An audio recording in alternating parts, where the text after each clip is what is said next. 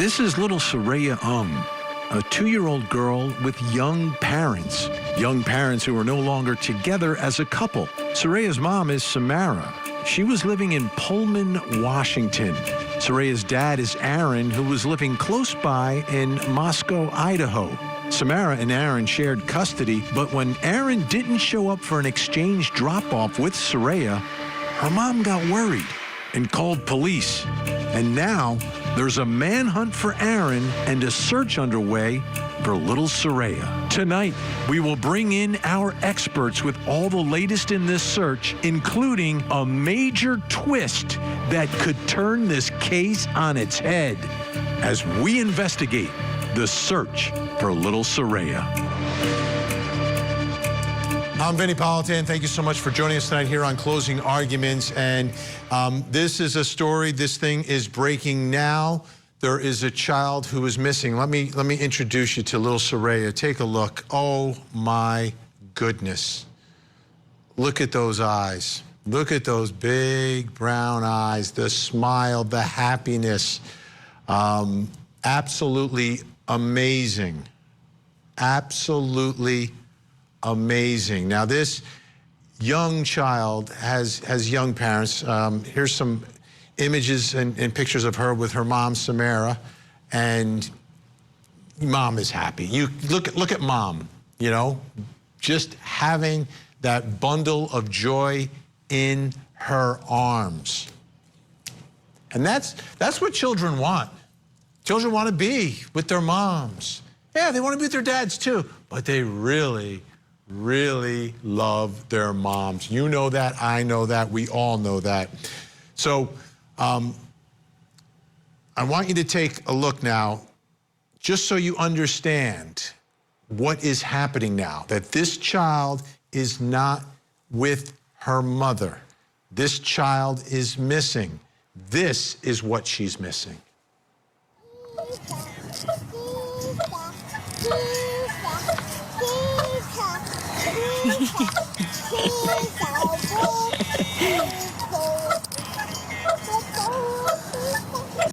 Yuck, your fingers are nasty.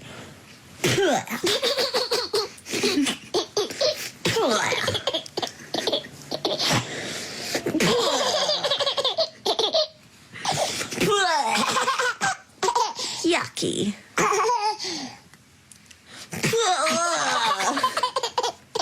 Dinosaur. Yeah. Pig. Oh, you gave the dinosaur a kiss. Where's the dinosaur? You're riding a dinosaur. So this is what's missing right now. This mother and daughter are not together. And I understand there are custody battles, there are issues. It's often very complicated, very layered.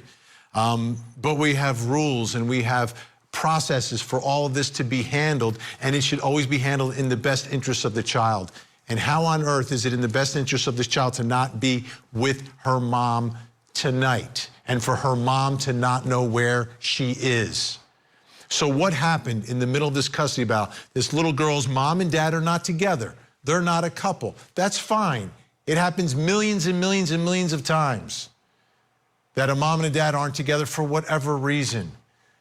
They share an incredible gift like that, like little Seraya. So this is from the Pullman, Washington police. The Pullman Police Department is working with the Moscow Police Department. Sound familiar? Yeah, the same two outfits that were working together in the Idaho students case. And the FBI are investigating the report of a missing 2-year-old female, Seraya Aung Harmon. Seraya was last seen with her father, Aaron Aung, of Moscow on May 29th.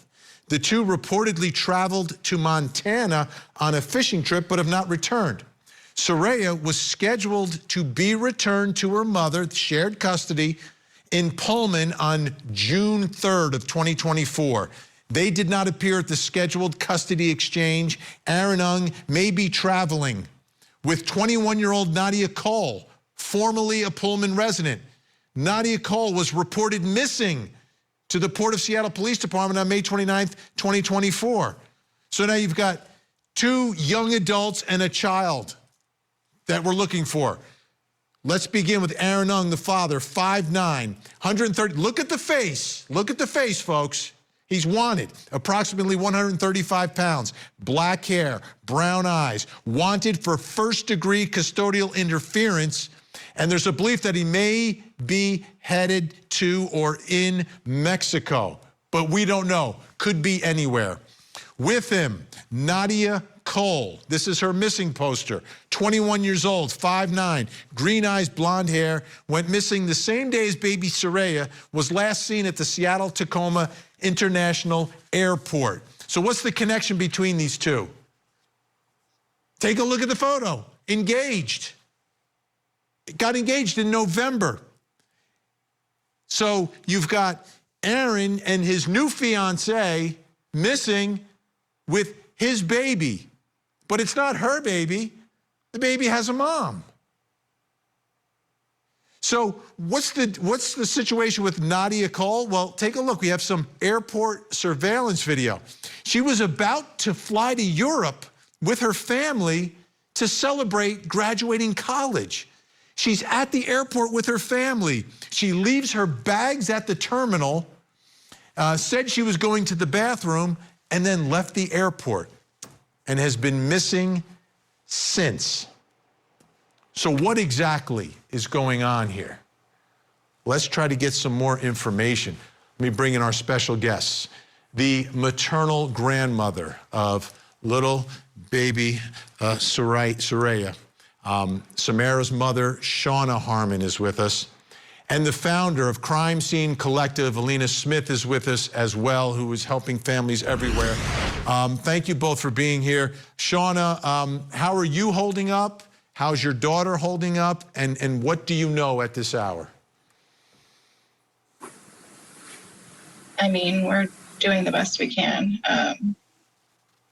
We're not doing well. We're not sleeping much or eating much. We're doing a lot of praying, a lot of posting and trying to share.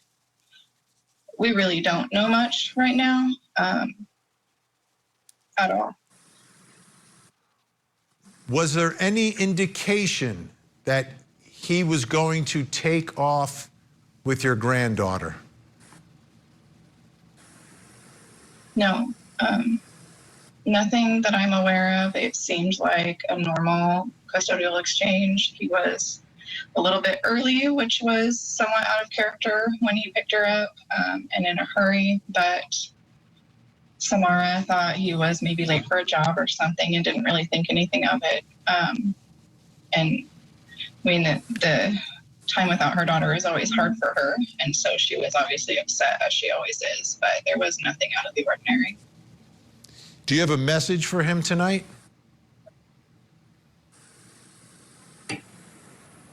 I mean, we don't want anything bad for you, Aaron. We don't want anything bad for Nadia. We want everyone home safe. That's all we care about. If you need help, if you're stuck somewhere, if you're afraid, I mean, we'll support you even. We just need to know that she's okay, and we just want her home. Alina Smith, Crime Scene Collective, what else are you learning about where Aaron could have gone and the situation with Nadia and how we end up in this position where this child is not with her mother? Hi, Benny. You know, it's such a bizarre case. Nadia was set to go on a three-week vacation with her family to Europe, and 3 hours, so that was around 3:18 that she received a distress call or something, and she kind of looked like something was wrong, and she took off from the airport. But then that's about 4.5 hours from Pullman. So, but 3 hours later, he's picking up the baby, and, you know, we're trying to figure out, like, how did they meet together at this point, you know? And then there's the, you know, information they went to Montana, but we really think that was just to, like, make everybody start looking in Montana when they were headed, you know, either to Mexico or Canada at this point. And as of last Friday, we have information that the car that belongs to the Aung family was spotted in Mexico. So that's kind of shifted the search. But, you know, once it goes international, we don't know where that can go with like how the search, how much more intense it gets and how much more, you know, what more hands they need on it and if that's even going to be possible at this point. Shauna, is there any connection between Aaron's family and Mexico? We believe that there might be. It is possible that they have family in Mexico. I don't know for sure. And what is law enforcement? Are they keeping you up to date with what's going on in this investigation? And do you have any indication that there's getting cooperation from officials down in Mexico?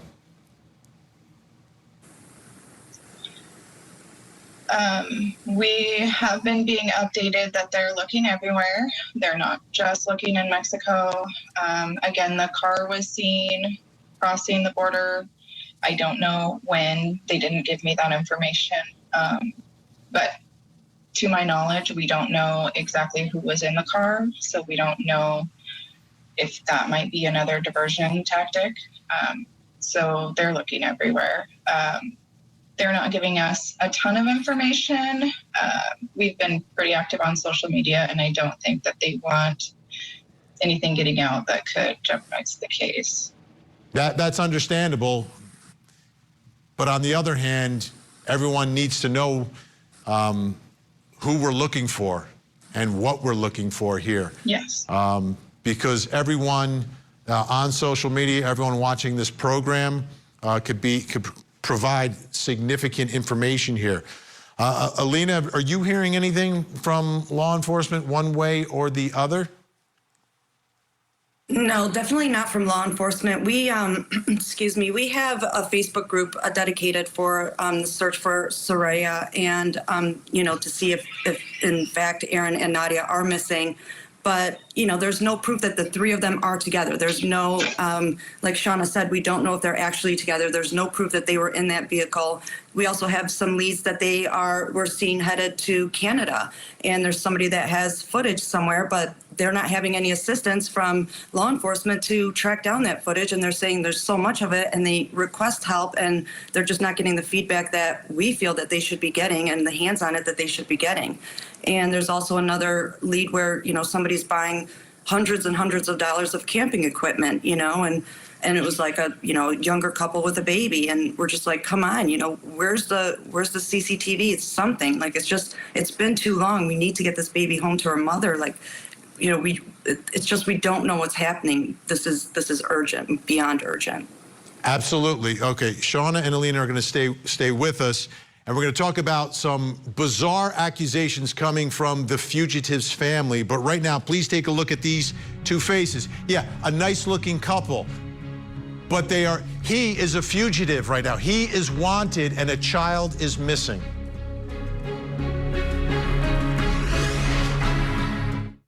On the next episode of Accomplice to Murder, Vicki Monroe goes on trial for hiring her own son to kill her husband, Jerry. You wouldn't think that for $3,000, not in a million years. Leslie Emerson could not have been the mastermind behind this. She needed him alive. She didn't need him dead. She was a Class A manipulator. I just lifted up, closed my eyes, and shot.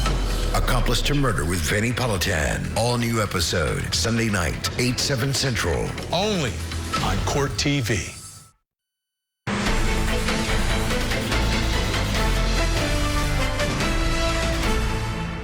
From this side angle, you can see Aaron's face too. From this side angle, you can see Aaron's face too. So that's Aaron Aung with his daughter, right? And yeah, a father should be with his daughter, but a father should not be absconding from the law and absconding from justice. And that's what's happening in this case. Little Seraya is missing. They're looking for dad, they're looking for dad's fiance, and they're looking for this child. And while all this is happening, the fugitive's family, with this bizarre, somewhat inappropriate press release from the family of the fugitive, I want to read part of this, okay? This is coming from the family. So this is coming from the grandparents on the father's side. Aaron Aung and Nadia Cole are extremely responsible, resourceful, smart young adults with excellent work ethics. Aaron is an operations manager responsible for teams across multiple business divisions with a goal to join the National Guard. Good luck with that now. And Nadia, a Washington State University graduate with a high GPA, was studying for her law degree. Okay, yeah, you should study a criminal law degree at this point to represent your fiancé. They both have high moral standards, a strong sense of justice, right and wrong. Both are very compassionate and loving individuals. Seraya, our most precious granddaughter, is in very capable hands. Our family's observation on the inside is that they acted on Seraya because they felt she was in imminent danger. Our family observed how much Nadia took to loving Seraya and caring for her like her own daughter. Not your daughter. Before their gone missing status, both Aaron and Nadia observed Seraya coming to their home and stinking like weed, dog urine, smelling dirty like a garbage truck and unkempt. Seraya would be received with dirty nails, pen marks, and rashes in her private areas. We hope this clears up any misinformation on these matters in the press. This same statement can be found, okay. Let's start with that little piece right there. And still with us is Alina Smith and Shauna Harmon. Shauna is grandma for little Seraya. I wanted to give you an opportunity because when I read this, first of all, it's off the wall bonkers, but wanted to give you an opportunity to respond to some of these accusations and give me your reaction to them talking about how great Aaron the fugitive is.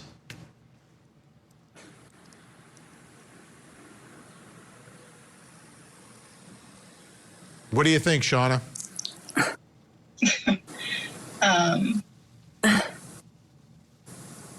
On a personal level, I don't want to say anything bad about Aaron. I don't think that this decision was a wise one.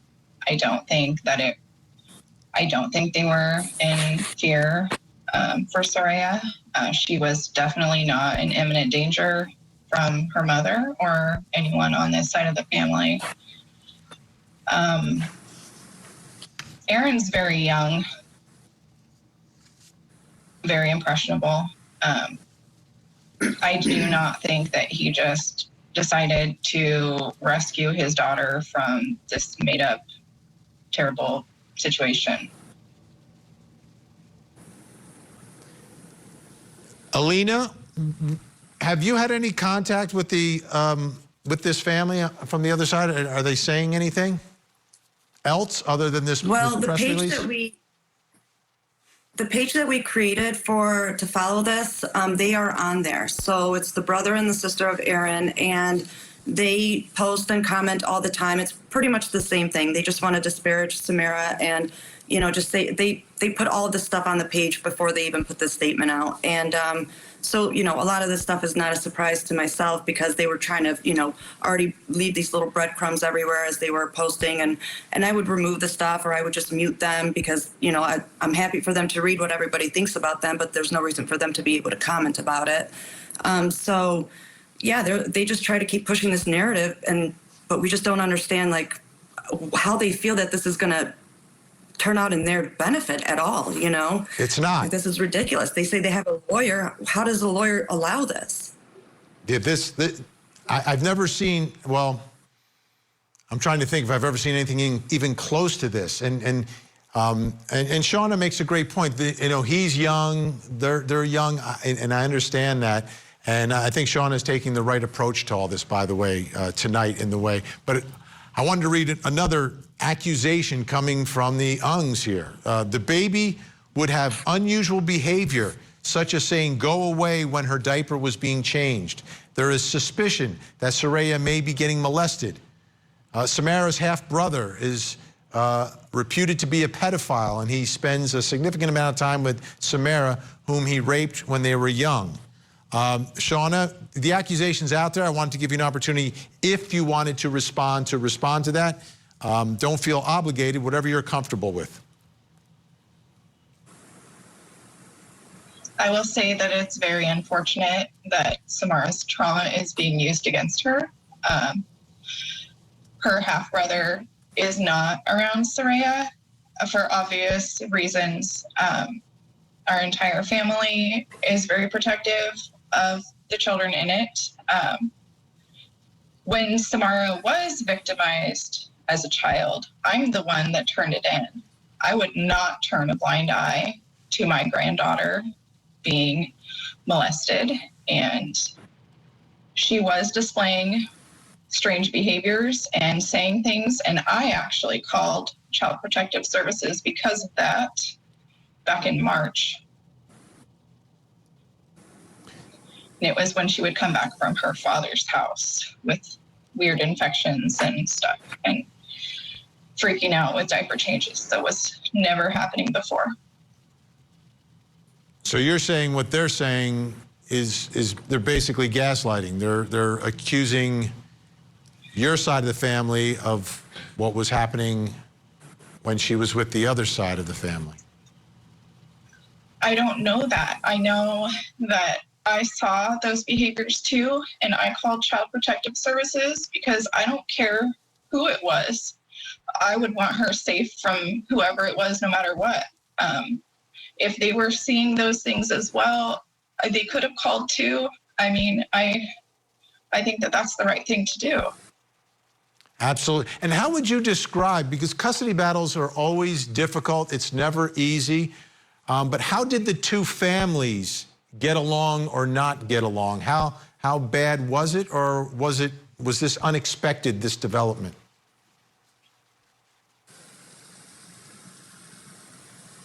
The development itself was unexpected. I mean, their split obviously wasn't great. I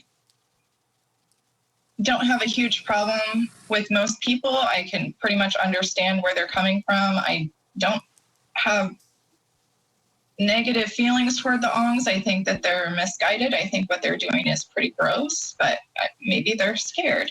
Maybe they're trying to get out in front of whatever this is and trying to sway public opinion to save their son. I can't fault them for that. Samara has always tried to maintain a relationship between Seraya and her father. It's very important to her. It's very important to our whole family. The people that Seraya loves should always be in her life unless they're a danger. The custody battle itself, I mean, they were in a great position. They had lawyers. We had nothing. We did mediation to settle for 50-50. We were terrified to go up against them with no representation. And so that's what Samara ultimately settled for, because they were going for full custody with no visitation for Samara. And Shauna, how do you think Seraya is responding to all of this? Like, what do you know your granddaughter, how do you think she's handling this?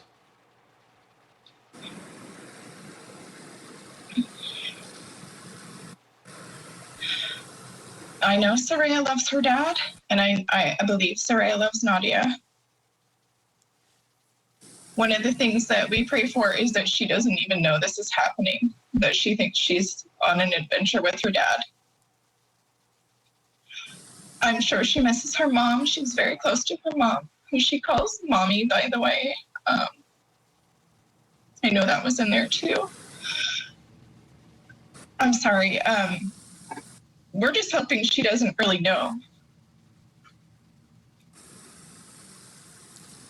Alina, this is such a delicate situation that we're in, and what Sean is telling me, like, they have a lawyer, and Samara didn't, like, and this is the response to whatever, you know, the problems were. It doesn't make sense to me. What's your sense, Alina? Do you think, do you get any sense from anywhere that they may just kind of understand the public pressure and then say, okay, let's just end this and let's bring her home and try to figure this out? Yeah, I think they need law enforcement to put out a message and be like, all right, listen, here's where you need to go. You're going to be okay. Like maybe give them, some like a safe spot or some message to them that, listen, if this didn't go, like you just meant to like go away for a couple of weeks and send some message like, hey, I want the kid or something, or the baby, but it got too far and now you don't know how to come back from this. And, now you're scared because now you have a warrant out and you're a fugitive. How do we bring them back and let them know that, you're going to be okay when you come back? Not everybody's going to be in trouble. We'll make this work out. Let's just get this baby back home, That's what we want to get that message out to all three of them. I know the baby's not going to understand, but, we want her to know that everybody's looking for her too. Absolutely. Absolutely. Well, Alina Smith, Crime Scene Collective, doing great work. Thank you so much. Shauna, our thoughts are with you. And we will continue to cover this story and keep those images in front of everyone. So we can have you back on this show when Seraya comes back and you've had some time to reconnect with her and tell us how well she's doing. Okay, thank you. Thank you. All right, folks. Please, you're going to see this all over social media. Share the images. The thing that scares me a little bit is that this couple is so young. They're young also, and they're out there caring for a child while on the run. This doesn't make sense. This is not good for this child. We'll bring in our experts next.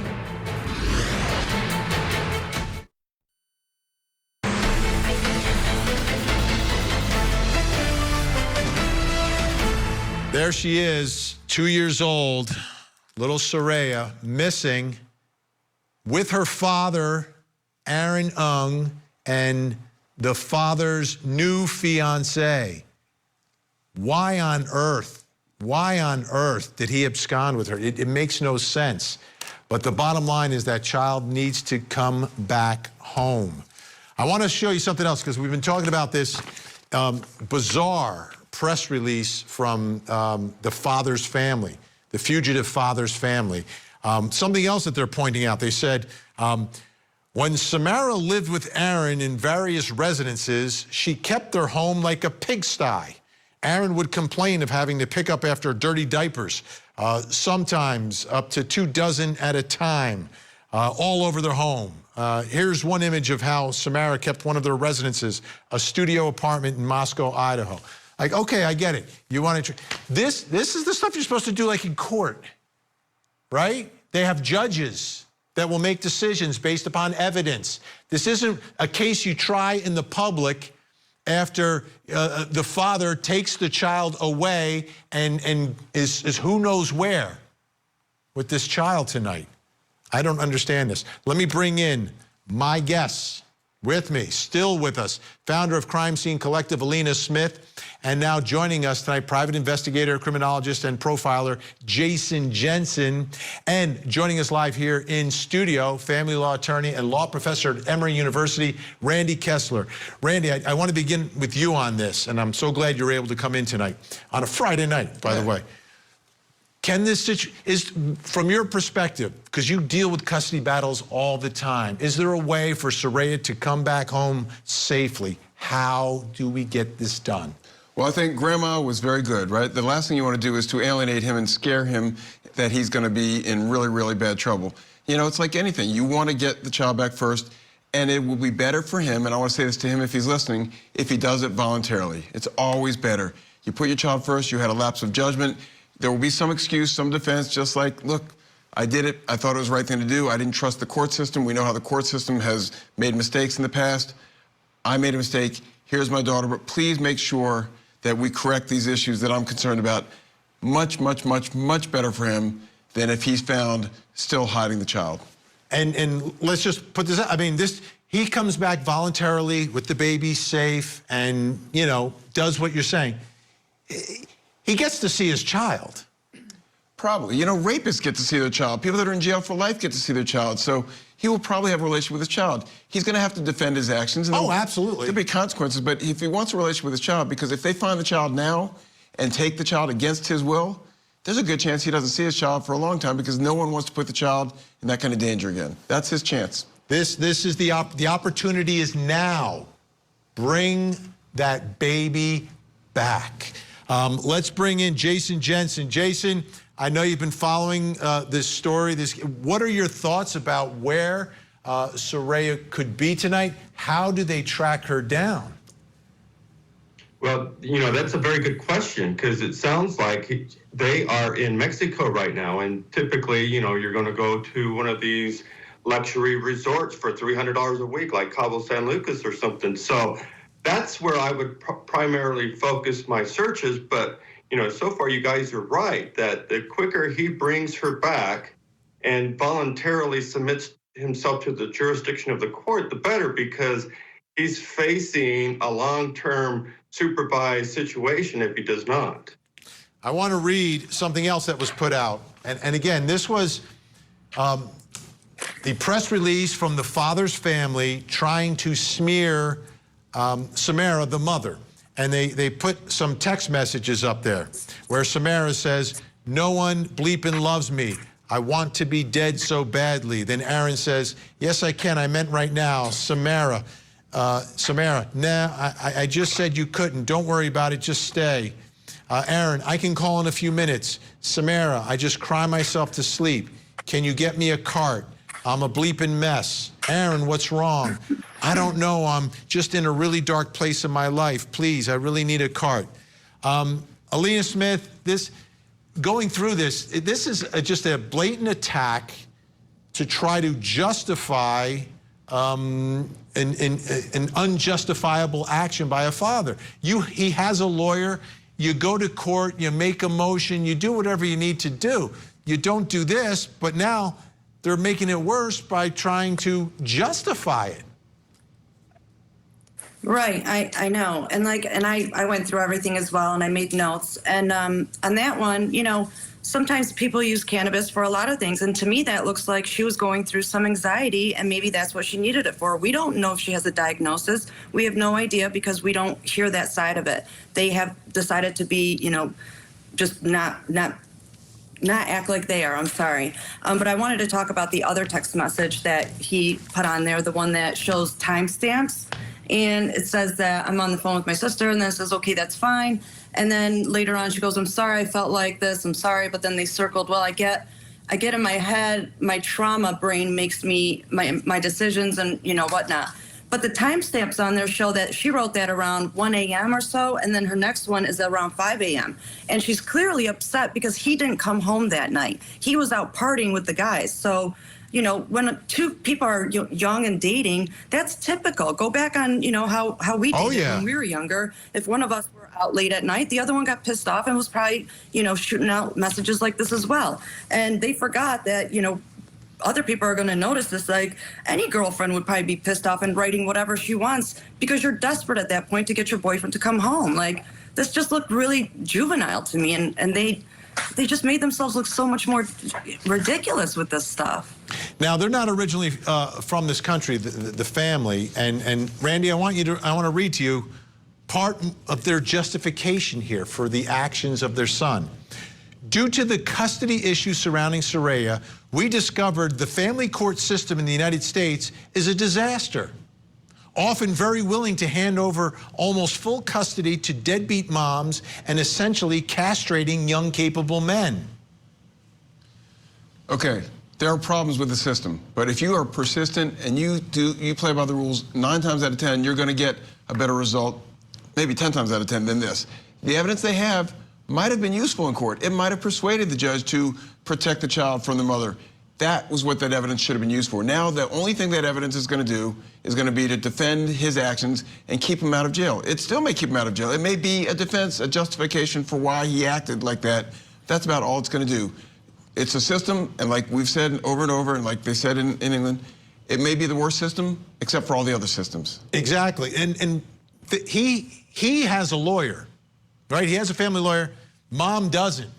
Yeah, his lawyer did not tell him to take this child. His lawyer's probably pretty angry. Absolutely. Like really angry. They're doing damage control, and there's not much you can do to control this except bring the child back. Let me ask you this. If the lawyer knows where the child is, can the lawyer say, or is the lawyer ethically obligated to not say, or ethically obligated to say because he's absconded from justice and is a fugitive. See, now we're back to the Tarasov case, right? If you know of an imminent danger, imminent threat, the lawyer has the ability to do that. And you know what? Sometimes the lawyer might say, even if I lose my license, this is the right thing to do, I'm going to do it. So there are a couple of levels there.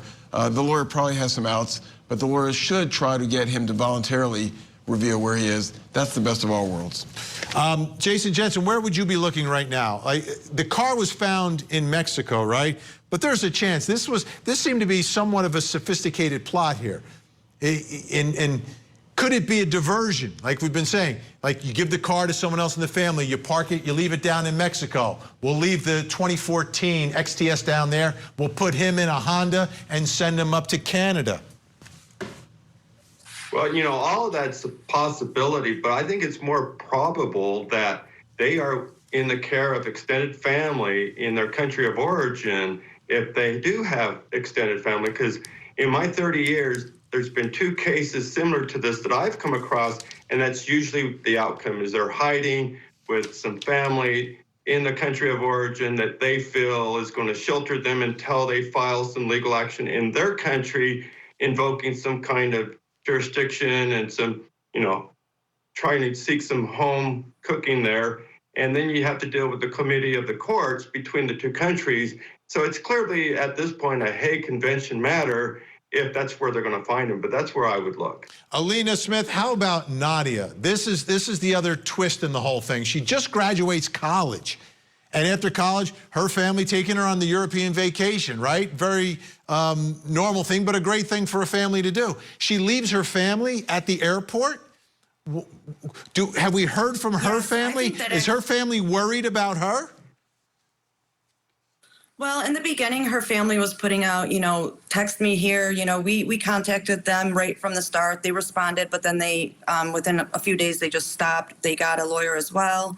But with the whole thing with Nadia and leaving, my thought on this is that he was kind of threatened by the fact that she was going to be in Europe for 3 weeks. And he had to create some, you know, insane story to make her leave, like, because he seems like a jealous type. I'm just speculating, but he may have been threatened by the fact that she might go to, you know, Europe and find somebody else. And, you know, she'll finally realize what type of person he really is.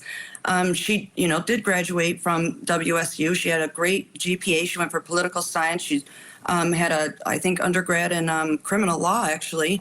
And, you know, for me, I just see that he maybe saw this as like, oh, great, she's going to go there and find somebody else. I gotta make some story up to make her, you know, come to me. And this was perfect opportunity, the baby. All right, all our guests are staying with us. We're going to talk more about what is happening, but there is a child missing. This is the child.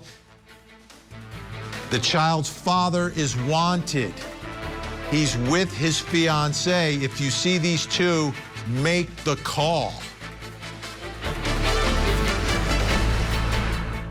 One of the most successful true crime TV shows ever. This is crazy. Now has a new home on America's original true crime obsession, 48 Hours on Court TV. Coming up next on Court TV. ION kicks off the National Women's Soccer League, airing all season long. She scores! She's on fire! Wow! See the full schedule and find where to watch at IONNWSL.com.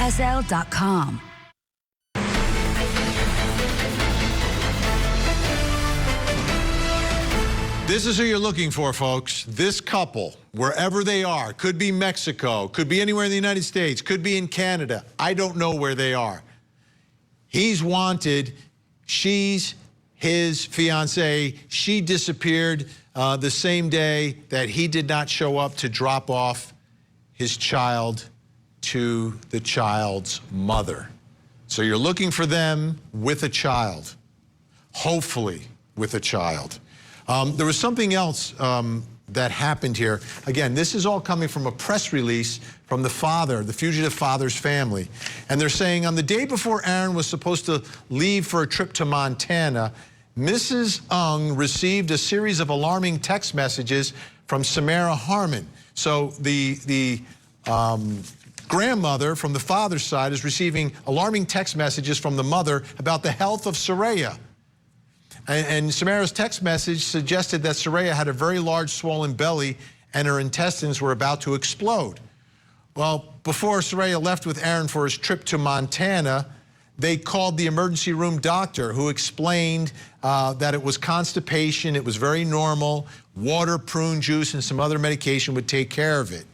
And given this report, they believe that the mother taking her child to the emergency room proves that she's unstable, misleading person. Like it's a bad thing that a mother who's concerned about her child's stomach takes her to the emergency room.